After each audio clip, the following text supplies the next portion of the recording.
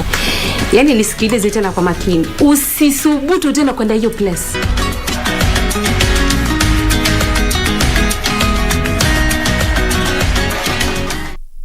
Kupata skiza tune hii, Ufunuo wa Yohana 38, dial *811 *817#. Wakati mwingi katika maisha binadamu hujipata kwa shida, unapata ya kwamba hauna usaidizi unaohitaji, biashara zinaisha, hakuna mapato ya kila siku. Lakini hata kwa hayo yote, Biblia inasema ya kwamba katika kitabu cha Ufunuo wa Yohana mlango wa 3 mstari wa 8, na yajua matendo yako. Tazama, nimekupa mlango uliofunguliwa mbele yako. Ili kupata skiza tune hiyo ya Yohana 38, dial *811 *817#. Dial *811 *817#. Do you have a news story to share with KBC?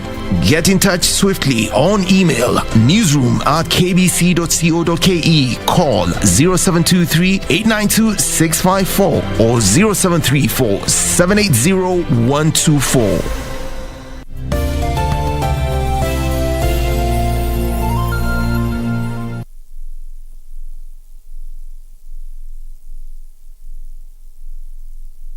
Make a difference, change lives as we tell our different stories. Under the United Nations Convention on the Right of Persons with Disability 2011, we say that nothing about us without us. Our aim for this day was to bring all the partners together as we do the work and to raise funds for the therapy center.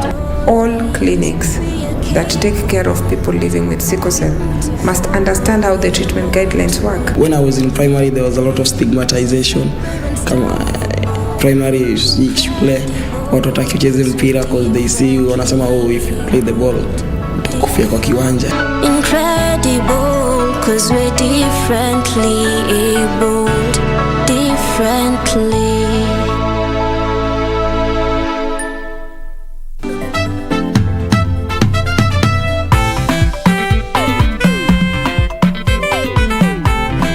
Hapo mbeleni kidogo ni kama tulikuwa tunasomea kwa ploti. Punda si punda. Speaking of the devil, it's more like an angel but without wings. It is not fair to say that average recognizes average. Hey, that was very, very fast. Mombasa, here we come. Maji ya bahari, here I come. wallahi Waitito, this is not fair. Fair? There is nothing fair in this life, my friend. No, not my 12 land. Classmates, every Saturday on KBC.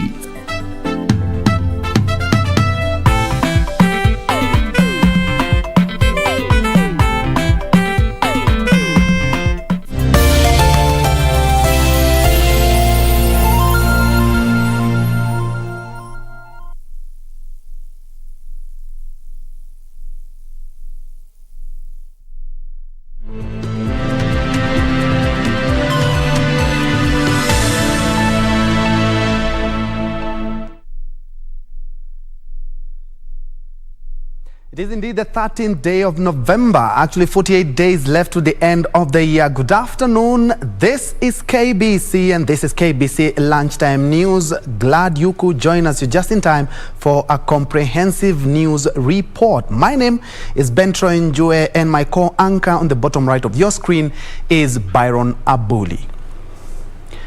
You can be part of the conversation via all our social media platform as we are live. We begin with the schools unrest currently being experienced in the country, where Anglican Church of Kenya Archbishop Jackson Ole Sapit is calling on the reintroduction of corporal punishment to tame unruly students in schools. Speaking in Busia County, the Archbishop said some level of punishment was welcome on the students, but was quick to add that counseling can also be used to instill discipline and avoid further distractions to learning institutions. Amen. The Anglican Church of Kenya Archbishop was at the Achie Echekar Secondary School in Busia County to give motivation to the students. Here, Archbishop Sapit said there was need to bring back the cane to avert further indiscipline cases among students. There is a way in which pain has to be inflicted on somebody so that they will know what's right and what's bad. If we let things just go the way they are, we are seeing now the level of things that we are seeing. People who think they can get away with anything. He further added that counseling could be used among students to find out the root cause of the problems leading to unrest in schools. More of what we need is people to be talked to, counseling, and that's what we are doing in schools more and more. This even as KCA University Deputy Vice Chancellor Professor Joshua Bakaga announced plans to expand and energize the Read a Baby Read program, which has instilled a reading culture and imparted the English language to learners. The initiative has gained traction at the Nyamache Sub-County Primary School. We are actually telling teachers and the parents, give children opportunities to read as frequently as possible. Because if they do that, they actually become more proficient.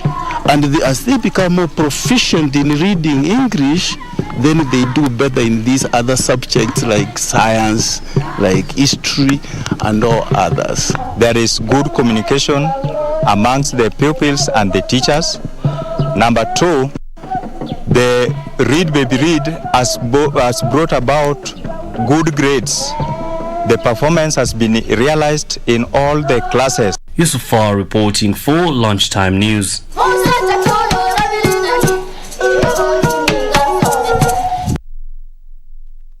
Basa, where our reporter O'Brien Kimani is currently on standby with the engineers. You do remember their engineer summit did conclude yesterday, but they have an update of Baricho Bridge construction. O'Brien.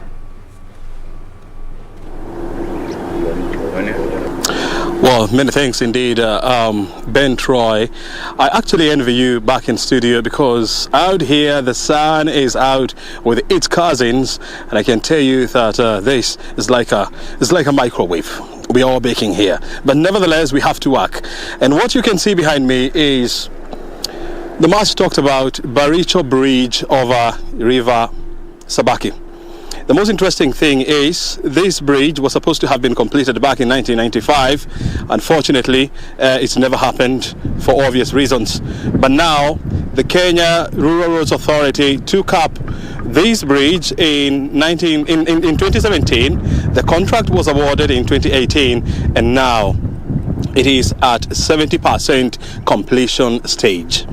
Now joining us to give us more insight about this project is engineer Stephen Ingambo. He's a civil and structural engineer, and he's also the assistant resident engineer in charge of this project. Thank you very much indeed, engineer, for joining us. First of all, give us a brief about this bridge. Thank you, everyone. Now the Baricho Bridge and Approach Roads project is essentially a bridge project with about 22 kilometers of approach roads, and the centerpiece of the project being the bridge itself that is behind me. The bridge connects Magarini to my right and Malindi constituencies to my left, and we are hoping that in building the bridge we'll be able to link the two so that we can have people can actually be able to safely cross from one end to the other, and also open up opportunities on both ends for the populations living on the opposite side of the bank. So far we are at about 77% completion, and we are hoping to be done by end of April next year, which is 2021. And we are really trying to do our best to make sure we deliver. And another factor of note is, as you can see, the nature of the bridge is also quite unique in that the form of the bridge itself and also the method of construction is actually quite new to the country. So we are actually quite pleased as Kenyan engineers to have designed and actually supervising it. Mm-hmm. So it's the local component is actually quite encouraging, and we are hoping that we can actually pick pick from here and actually be able to copy the same elsewhere and improve upon it so that it becomes second nature to us. Yes. Tell us this. I mean, before this bridge was completed, or before you started the construction of this bridge, and even before it is completed, the locals here, because there are people crossing over this river and going about their business. What do they use to connect from one end to the other? Now, when there's actually quite a challenge to the locals, especially in two forms. One is safety from attacks from wild animals. The other one is also during heavy rains upstream, the river also floods, so there's a risk of flooding also. So when there's quite high flows, it's like the opposite sides of the bank are cut off from each other. So when we have low flows like now, you find people crossing on foot, which is risky because they still run the risk of being washed away by the water that's there, or even being attacked by crocodiles. Yeah, so those are the two predominant risks so far.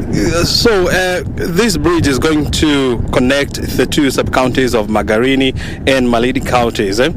How important or how critical is that? Yeah, it's critical because especially for the Magarini side, because most of the essential services and also opportunities.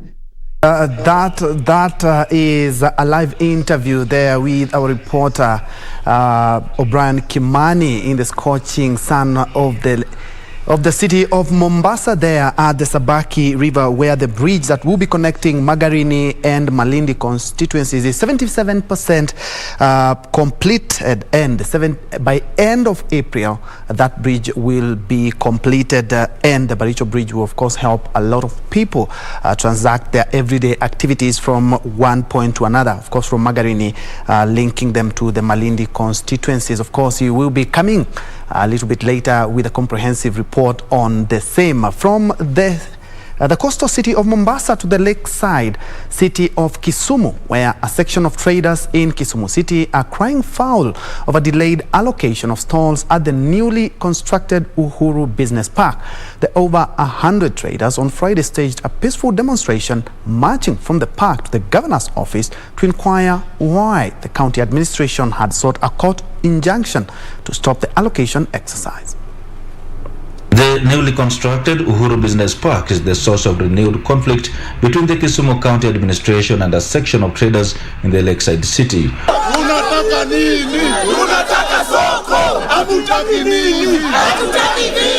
On Friday, aggrieved traders staged a peaceful demonstration to draw attention to their grievances. We were promised by our lovely Excellency Uhuru Muigai Kenyatta that you just keep quiet. I'm going to make you a place. After demolishing you at this place, you are going the other side. Now it has come the day. They are now going to court. We were allocated these stalls, and the other day we were just called to come here and receive our stalls. For today, we've been here for around 5 hours, agonizing and waiting to receive the stalls. On Thursday, November 11, 2021, a Kisumu court issued orders stopping the allocation of stalls following an application by the county government citing irregularities in the registration of beneficiaries. The order doesn't mean everything is stopped. The order means that we are going to deal with the guidance, a process which is guided. So after this, we need to include also the representative of the traders so that we agree on the structure. But the traders are reading full play in the entire process. If this thing is to be taken to the court, we want to be joined in the court so that we go and deliver our issues. We want our leaders to go and talk about the stalls. However, Kisumu City Manager Abala Wanga, in a quick rejoinder, defended the move, alleging that some politicians were out to take advantage and swindle traders in the name of reserving spaces for them. When an exercise like this starts of settling traders, people mushroom to be their leaders, and they come in form of cartels. So the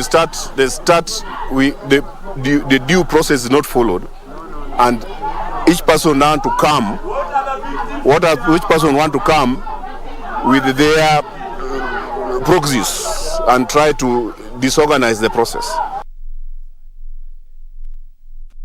And still on infrastructure, the Ministry of Education is set to construct 365 new classrooms in secondary schools in Migori County. This is meant to address the high number of students expected to transit to junior secondary school under the competency-based curriculum. For more details of this and other stories, here is our county news wrap. The Sub-County Director of Education to appoint 237 schools across 8 sub-counties in Migori County will benefit from junior secondary classrooms. Speaking at Nyabisawa Girls High School, Migori County Commissioner Michael Mwangi called on all stakeholders to ensure quality work in the construction. Today we had a meeting with the stakeholders and we highlighted some of the requirements that needs to be done. We want to ensure that we have several classrooms that are going to be built in preparation of the program. Meanwhile, 868 schools in Rift Valley region will benefit from 1,680 new classrooms to be constructed by the government to facilitate smooth rollout of the competence-based curriculum. Rift Valley Regional Commissioner George Natembea disclosed that the schools selected are expected to get an average of 2 classrooms. Deadline ambayo tumepewa kwamba kufikia mwezi wa 4 next year tukiwa tumejenga na kumaliza haya madarasa, sisi kama bonde la ufa tuko tayari, tutahakikisha kwamba kufikia wakati huo tutakuwa tumemaliza. Elsewhere, Migori County, through the State Department for Social Protection, Senior Citizen Affairs and Special Program, has launched an account opening initiative for Inua Jamii Program beneficiaries and their caregivers. County Coordinator of Social Protection, Senior Citizen Affairs and Special Programs, Bernard Makoti, said the aim is to ensure stipends are channeled directly to their bank accounts. Sasa wote tunafungulia account zao ili kuanzia mwezi wa 9 kwenda huko mbele watakuwa wakipata hizo pesa kupitia kwa account ambao wenyewe wamechagua.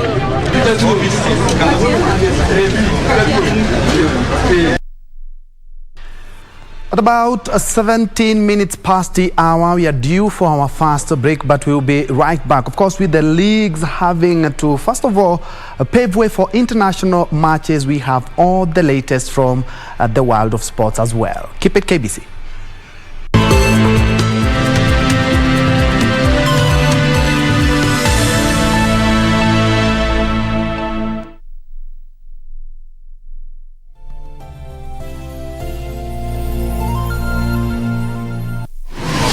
Log on to the KBC website at www.kbc.co.ke to get the latest breaking news, entertainment, sports, politics, lifestyle or business trends from Kenya and around the world. Never miss new episodes from your favorite TV shows, reruns and movies. Just stream online or watch live on your YouTube channel at KBC Channel 1 TV shows. For the day's biggest stories, trustworthy news and family entertainment, log on to KBC Channel 1. Watch what you want anytime, anywhere.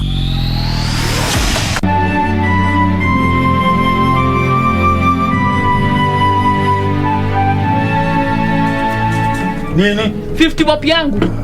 Mkagongo tutakulipa leo usiku. Sitakuwa hapo usiku, nipatie 50 bob yangu. Joni, ziambie. Hapana. Msipolipa pesa zangu ndatupa kila kitu chenu kule nje. Ondokeni. Bas. Unashindania mifupa na nyama iko.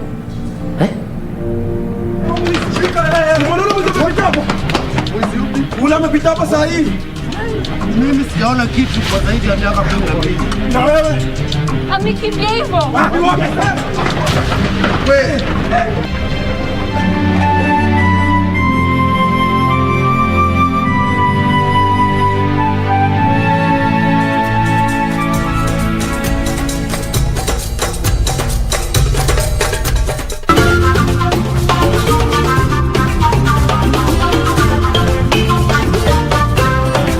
Wiki hii kwenye mkulima tutatayarisha sausages za uyoga. Hizi sausage ninatengeneza vegetarians, watu wenye wana choose kutokula nyama. I also made them for people who eat, wenye hawakuli nyama juu inawaharibikia. Kisha tuangalie mashine 2-3 ambazo urahisisha kazi ya mkulima. Tractor ilianza kama project watu watafuta mbinu ya kupunguza utumizi wa wanyama ama kutumia binadamu kama chombo cha kulima shamba na kufanya kazi ya mashinari kwa shamba. Ungana nasi Jumapili saa 9:30 hapa KBC Channel 1 kwa uhondo kamili.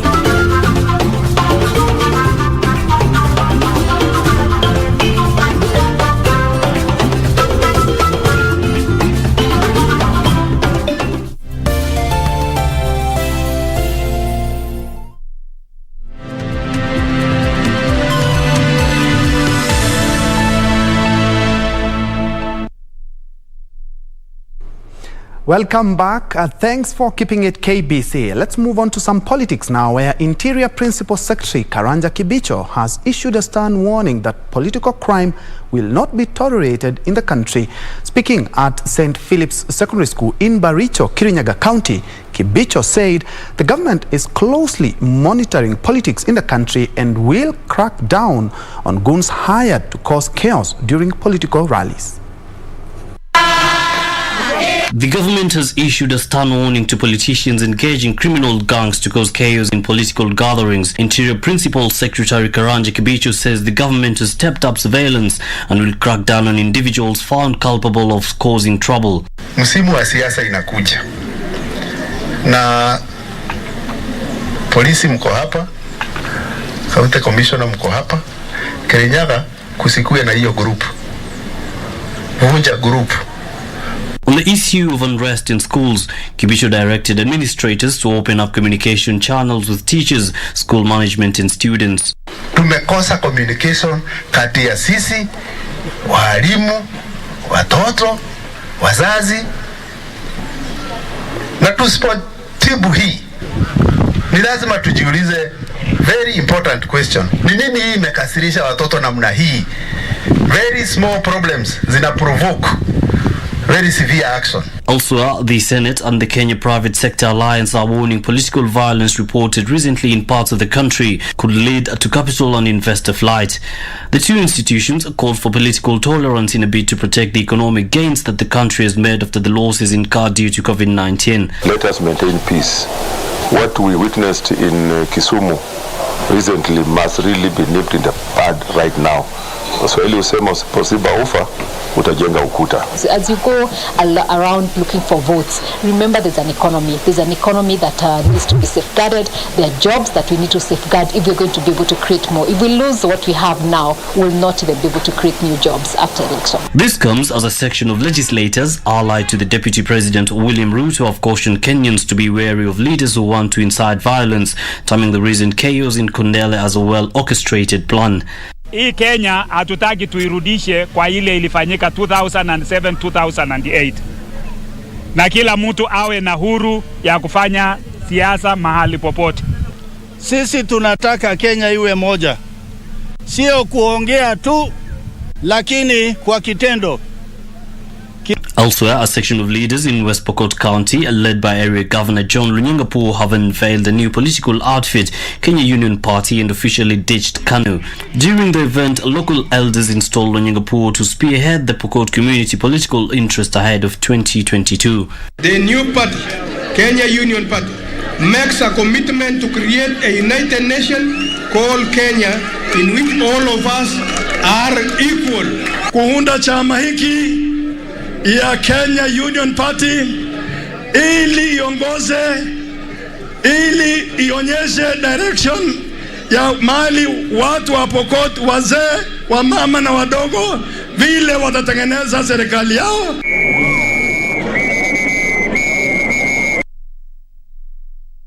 From politics, learners at Vuma Primary School in Takangu, Kilifi County has been suspended after parents withdrew their learning in protest, citing air and noise pollution from a nearby quarry owned by a cement company. The school's head teacher, Mwanaisha Tabwara, confirmed activities at the quarry has negatively impacted class attendance, with about 8 to 10 pupils missing school every day due to health problems. Tabwara said efforts to seek audience with the cement company have been fruitless. Vuma Primary School has 800 pupils. Kwa sababu malighafi hiyo inasababisha vumbi kwa watoto na walimu. Pia nasababisha kelele, matingatinga. Pia tunakosa ufahamu mzuri na kuelewana darasani na watoto. Communication hakuna kabisa kwa sababu ya kelele hizo.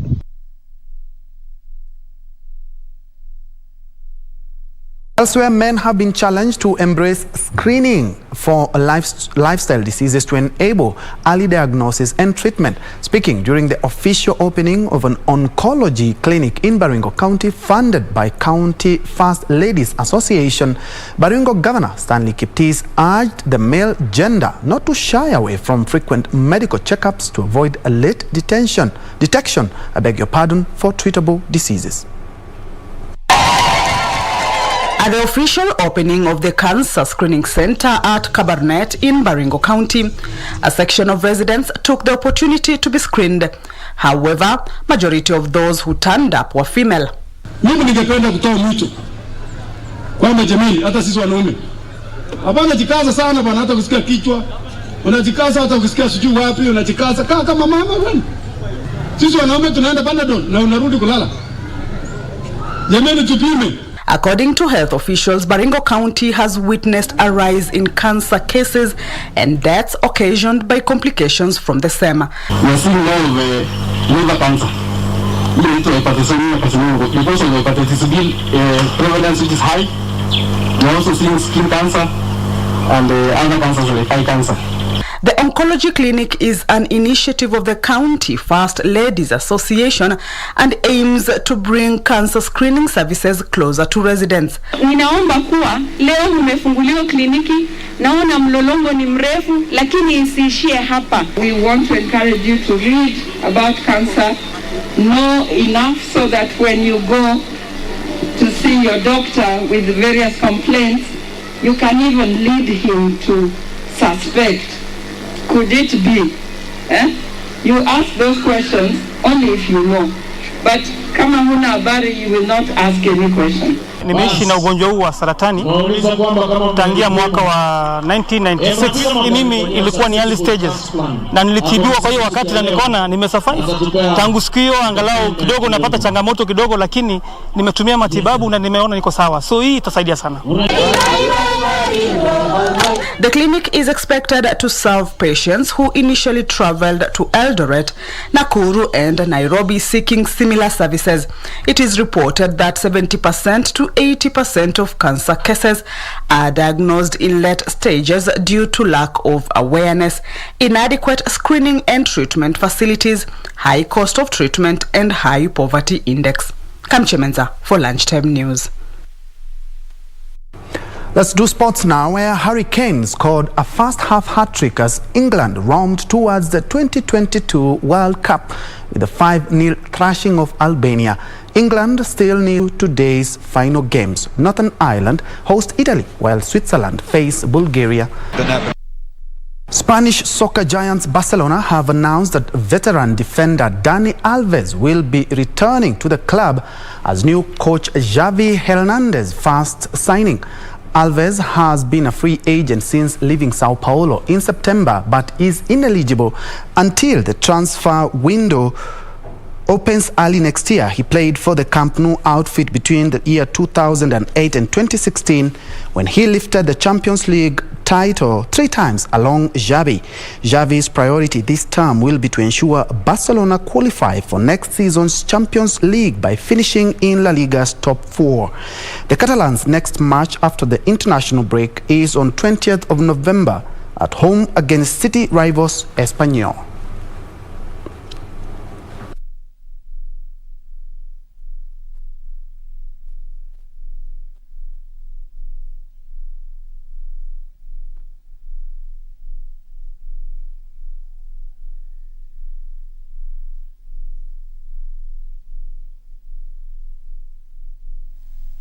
All the time we had for KBC Lunchtime News. Of course, you can check out this news plus much more on our social media spaces.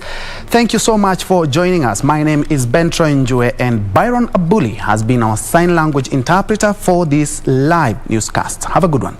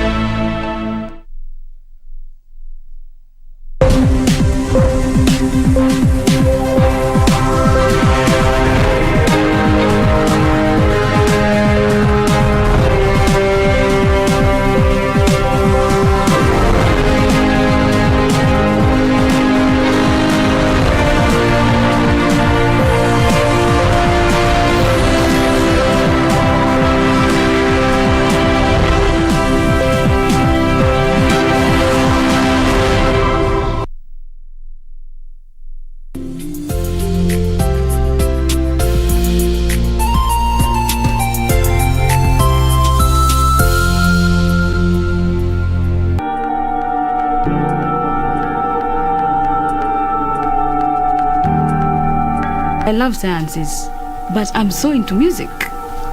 Kwanza utakuwa daktari, alafu utaimba. Talent yako haiwezi potea. Itakuwa mbaya. Baba Joyce, do you trust me? Trust ni jina lenye uzito sana. Let me take my leave. What's up with Mama Felix? Someone must really have annoyed her. Back door. Look amazing. Oh, that was weird. Do you think they're stalking us? Well, I hope not.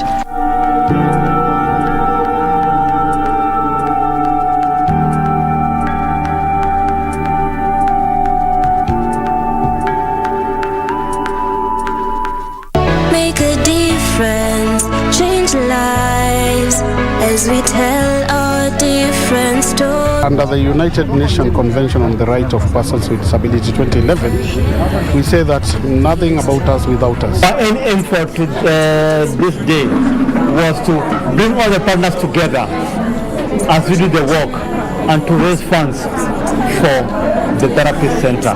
All clinics that take care of people living with sickle cell must understand how the treatment